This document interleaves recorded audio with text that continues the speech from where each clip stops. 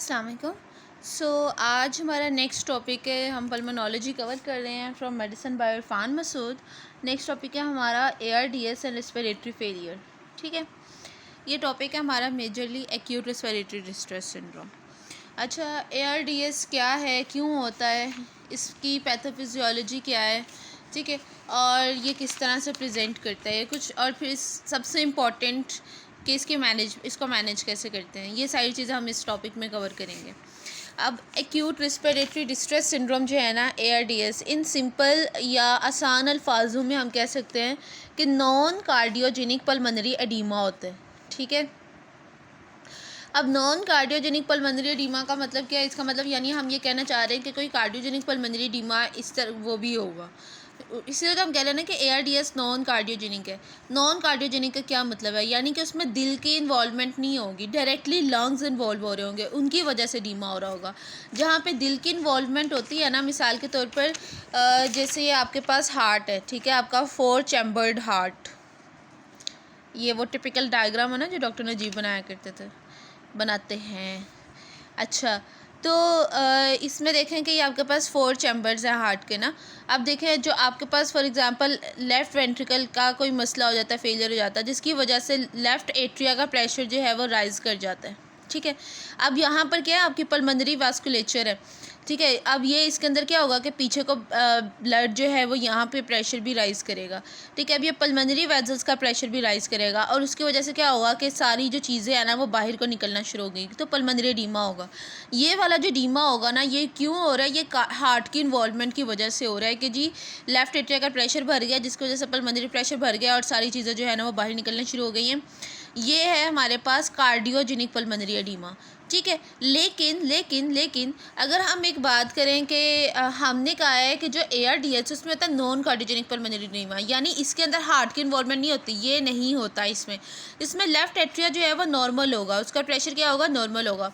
अब अगर हम देखें तो अगर लेफ़्ट एट्रिया अगर हमने नॉर्मल रखना है ना, तो इसका मतलब ये है कि अब इसमें डायरेक्टली लंग्स इन्वॉल्व हो रहे हैं। यानी मिसाल के तौर पे ARDS में क्या होता है कि सडन ऑनसेट जो है ना वो रिस्पिरेटरी डिस्ट्रेस होता है पेशेंट को। ठीक है, क्या होता है? सडन ऑनसेट रिस्पिरेटरी डिस्ट्रेस, यानी अचानक अभी आप देख के आए हो, पेशेंट अच्छा भला था, बिल्कुल ठीक था, आपने राउंड किया, नमूनिया का पेशेंट है, आपने उसको देखा कि जी वैंकोमेसिन लग रही है, उसको एंटीबायोटिक लग रही है, बिल्कुल ठीक जा रहा है। आप वहाँ से भी राउंड कंप्लीट करके बाहर ही निकलने वाले थे कि 5 मिनट ही अभी हुए हैं आपको पेशेंट से देखे हुए, आपने पेशेंट खुद बोल के बता रहा है कि जी मैं ठीक फील कर रहा हूँ, और आपके पास उसका कोई अटेंडेंट आके कहता है कि जी मरीज़ जो है ना वो आप प्लीज़ आप उसको आके देखें, वो बिल्कुल ब्लू हो गया। तो इतना सडन ऑनसेट रिस्पिरेटरी डिस्ट्रेस है विद सम ट्रिगर। देखो, मैंने इसमें आपका नमूनिया बोला है, ठीक है, यानी कि कोई ट्रिगर होगा जिसके बाद सडन ऑनसेट रिस्पिरेटरी डिस्ट्रेस हो रहा है। अब इसमें होता क्या है, हमें पता है कि हमारे पास जो हमारे लंग है ना, लंग के अंदर 2 तरह के सेल होते हैं, एक होता है टाइप 1 न्यूमोसाइट और एक होते हैं टाइप 2 न्यूमोसाइट। ठीक है, अब जो टाइप 2 न्यूमोसाइट होते हैं ना, इनका काम होता है सर्फेक्टेंट बनाना। ठीक है, अब ये वाले जो सेल है ना बिल्कुल ओके होते हैं, नॉर्मल होते हैं, इसका कोई मसला नहीं होता ARDS में जो मसला होता है ना वो होता है टाइप 1 न्यूमोसाइट्स का। ठीक है, अब इसकी वजह से क्या होगा कि टाइप 1 न्यूमोसाइट्स इसमें ख़राब हो रहे होते हैं। इटियोलॉजी हम आगे जाकर ज़रा डिटेल में पढ़ते हैं, लेकिन नॉर्मली ये होता है कि इनकी वजह से ना हाइपोक्सिया डेवलप होगा। जब ये सेल ख़राब होंगे, एल्वेलाई का जो स्ट्रक्चर है वो ख़राब हो जाएगा। जब एल्वेलाई का स्ट्रक्चर ख़राब होगा ना, अब देखो अंदर सरफेक्टेंट नॉर्मल है, सरफेक्टेंट का मसला नहीं है, लेकिन एल्वेलाई ख़राब हो गए। एल्वेलाई ख़राब होने की वजह से क्या होगा कि जी इसका जो सरफेस एरिया ना वो रिड्यूस हो जाएगा। ठीक है, अब सरफेस एरिया इसका क्या हो गया? कम हो गया।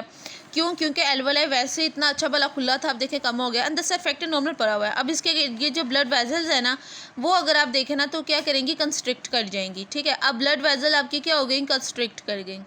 हाइपोक्सिया की वजह से पल्मोनरी वेसल्स कंस्ट्रिक्ट कर जाती हैं, और जो इसका जो फ्लूइड होता है ना वो सारा निकल के यहाँ पे डीमा की वजह से जो है ना वो सारा कहाँ पे आ जाता है? इधर अंदर आ गया। अब ये क्या हो रहा है? ये सारा जो फ्लूइड यहाँ पे अंदर आ रहा है, ये कौन सा फ्लूइड है? इन्फेक्शन में मैंने आपको लास्ट ईयर में भी बताया था कि इन्फेक्शन में जो आता है ना किसी एक जगह की इन्वॉल्वमेंट की वजह से, वो एक्सुडेटिव फ्लूइड होता है।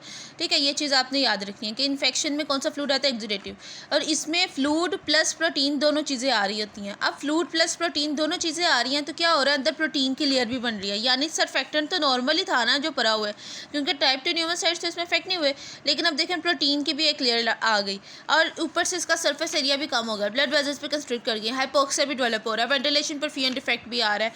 इन सारी कहानियों का मिला के लुब्बे लबाब ये है कि जी पल्मोनरी एडीमा हो चुका है, इसमें हार्ट के इन्वॉल्वमेंट नहीं है, नॉन कार्डियोजेनिक है। क्यों? क्योंकि इसमें लेफ़्ट एट्रिया का प्रेशर नॉर्मल होता है, इसमें लेफ़्ट एट्रिया का प्रेशर नॉर्मल होता है, ठीक है। और हमारे पास जो सारी चीज़ें वेंटिलेशन पर फी एंड इफेक्ट जो है वो हमारे पास इसमें आ चुका है, इसमें हाइपोक्सिया डेवलप कर चुका है, ठीक है। सडन ऑनसेट रेस्पिरेटरी डिस्ट्रेस हुआ है। ये क्यों हुआ है? क्योंकि हमारे पास जो एंडोथीलियल सेल थे ना, ब्लड वेजल जो थी, हाइपोक्सिया की वजह से सबसे ज़्यादा डैमेज इन सेल्स का आता है, वो एंडोथीलियल सेल्स का आता है कि डैमेज हो जाते हैं, और इनके डैमेज होने की वजह से गैप जो है ना वो इनका बड़ा हो जाता है, और सारी चीज़ें जो है ना यहाँ से लीक आउट होकर अंदर बाहर को आ रही हैं, ठीक है। ये सारी चीज़ें अल्टीमेटली किस चीज़ में रोल प्ले करी है कि जी हाइपोक्सिया डेवलप करी है, वेंटिलेशन पर फी एंड इफेक्ट करी है। ये है हमारे पास ARDS के प्रॉपर पैथोफिजियोलॉजी भी नहीं बताई, वो डिटेल में बाद में बताएंगे। अभी सिर्फ आपको इतना समझाने की कोशिश करी थी कि ये सारी चीज़ें क्या करिए, non cardiogenic pulmonary oedema, pulmonary oedema हो रहा है, हार्ट बिल्कुल नॉर्मल है, लेफ्ट एट्रियल प्रेशर में कोई फ़र्क नहीं आया, इजेक्शन फ्रैक्शन में कोई फ़र्क नहीं आया, तो ये क्या है, ये हमारे पास नॉन कार्डियोजेनिक पल्मोनरी एडीमा है, ठीक है। सिर्फ ये टर्म अभी मैंने आपको समझाई है कि नॉन कार्डियोजेनिक पल्मोनरी एडीमा क्या होता है, ठीक है, ताकि हम इसकी डेफिनेशन को ज़रा पढ़ सकें कि इसकी डेफिनेशन में देखो मैंने हाईलाइट भी किया हुआ है, नॉन कार्डियोजेनिक पल्मोनरी एडीमा, और इसमें मल्टीपल ऑर्गन फेलियर हो जाते हैं, कैपिलरी परमेबिलिटी इंक्रीज़ कर जाती है, जो मैंने भी आपको बताया, हाइपोक्सिया होगा, एंडोथेलियल सेल्स डैमेज होंगे, गैप जंक्शंस बढ़ जाएंगे, कैपिलरी परमेबिलिटी बढ़ जाएगी, सारा एडीमा डेवलप कर जाएगा। अच्छा, अब बर्लिन डेफिनेशन क्या है इसमें कि इसमें 4 चीज़ें होंगी। देखें, 4 चीज़ें आ जाए सिनेरियो में, आंखें बंद करके कह दें कि ये ARDS है, acute onset following some trigger. Trigger मैं आगे बताऊंगी कौन सा हो सकता है, डायरेक्ट हो सकता है, इनडायरेक्ट हो सकता है। ट्रिगर के बाद एक्यूट ऑनसेट हुआ, चेस्ट एक्सरे देखा, उसमें बायलेटरल इन्फिल्ट्रेट्स मिल रहे हैं, ठीक है, दोनों साइड्स पे। वो कोई पल्मोनरी फियन कोलैप्स नोड्यूल वगैरह शो नहीं कर रहा, लेकिन हमें उसके बगैर इस तरह का कोई सजेशन नहीं दे रहा, लेकिन बायलेटरल इन्फिल्ट्रेट्स मिल रहे हैं। तीसरे नंबर पे पल्मोनरी एडीमा तो है, लेकिन लेफ़्ट एट्रिया का प्रेशर नॉर्मल है। मैंने आपको क्या बताया था कि लेफ़्ट एट्रिया का प्रेशर अगर नॉर्मल नहीं होगा, ठीक है, तो उससे हम क्या कहेंगे कि वो कार्डियोजेनिक है। अब देखो यहाँ पे लिखा हुआ है पल्मोनरी कैपिलरी वेज प्रेशर, ये लेफ्ट एट्रिया का प्रेशर मुहैया करने के लिए होता है, तो आप यूँ समझ लें कि एक ही बात है, इसको लेफ्ट एट्रिया प्रेशर डिनोट करते हैं। तो लेफ्ट एट्रिया का प्रेशर अगर नॉर्मल है और पल्मोनरी एडीमा है, यानी नॉन कार्डियोजेनिक पल्मोनरी एडीमा है, एक्यूट ऑनसेट रेस्पिरेटरी डिस्ट्रेस है, फॉलोइंग ए ट्रिगर, किसी ट्रिगर के बाद एक्सरे करवाते हैं, उसमें बायलेटरल इन्फिल्ट्रेट्स मिलते हैं, और ABG आप करवाते थे, उस पर आपको हाइपोक्सीमिया मिलता है, लिख दें कि जी क्या है, ARDS है। अच्छा, अब ARDS तो ये है, अब इसमें कोर टर्म लिखी हुई है PaO2 ओवर FiO2, ठीक है, partial pressure of oxygen over fraction of oxygen, inspired oxygen. अब ये क्या चीज़ है, ये चीज़ है कि जी आप ABG करवाते हैं, उस पर आपको पार्शियल प्रेशर ऑफ ऑक्सीजन मिलता है। अब वो ABG आपको पता है ना कि डायरेक्टली वेन कह रही हूँ, आर्टरी के अंदर से ब्लड लेके हम जो है उसको भेजते हैं सैम्पलिंग के लिए, ये ऐसे नीडल आपने डाली, आर्टरी से ब्लड लिया और भेजा, और आपका पार्शियल प्रेशर ऑफ ऑक्सीजन जो है वो कुछ है, और जो हमारे पास है फ्रैक्शन ऑफ इंस्पायर्ड ऑक्सीजन, ठीक है, वो जो आपके रूम में कितनी ऑक्सीजन है या जो आपने इसको कितनी लगाई हुई है वो है, आपने इन दोनों को डिवाइड किया, ठीक है। अगर तो डिवाइड करके ये वैल्यू जो है ना वो 300 जो है ना उसके करीब आती है या उससे कम आती है, तो ये 4 चीज़ें इसमें मिल जाती हैं। कितनी? Acute onset respiratory distress following a trigger, bilateral infiltrates on chest X-ray, pulmonary oedema and hypoxaemia, ठीक है। हाइपोक्सीमिया में PaO2 FiO2 लेस देन 300, तो ये ARDS है। अब इसकी ग्रेडिंग है, ग्रेडिंग क्या है कि बर्लिंग के अकॉर्डिंग वो इसको ग्रेड करते हैं 4 में। अगर तो 300 है ना तो माइल्ड है, अगर 200 से कम है, ठीक है, या इस तरह से है तो फिर मॉडरेट है, अगर 100 से भी कम है तो वो सीवियर ARDS है। अब हम देखते हैं इसकी पैथोफिजियोलॉजी, जो कि मैंने आपको बता दी है। पैथोफिजियोलॉजी इसके मैं यहाँ से करवा देती हूँ। एक्सुडेटिव फेज होता है, प्रोलिफरेटिव होता है, फाइब्रोसिस होती है। एक्सुडेटिव फेज जो पैथोफिजियोलॉजी में वही जो यहाँ पे बताया हुआ है, जैसे कि इंट्रापल्मोनरी शंटिंग होती है, सॉरी हाँ अब ठीक है, इंट्रापल्मोनरी शंटिंग होती है, ठीक है। वही सारी चीज़ें जो मैंने आपको बताया कि जी इंट्रापल्मोनरी शंटिंग क्यों हो रही है, क्योंकि देखो वही सारी चीज़ें कि प्रॉपर वेंटिलेशन नहीं हो रही, प्रोटीन की लेयर अंदर आ गई, कितना कुछ हो गया, ब्लड वेसल भी कंस्ट्रक्ट कर गया, हाइपोक्सिया भी डेवलप कर गया, ठीक है। तो ये सारी चीज़ें, टेलेक्टेसिस भी है, तो ये सारी चीज़ें क्या करेंगी कि उसके अंदर इंट्रापल्मोनरी शंटिंग कर देंगी, फिर वो अपना प्रॉपरली सांस ले पा रहा, वो उसका वर्क ऑफ ब्रीदिंग ज़्यादा हो जाएगा।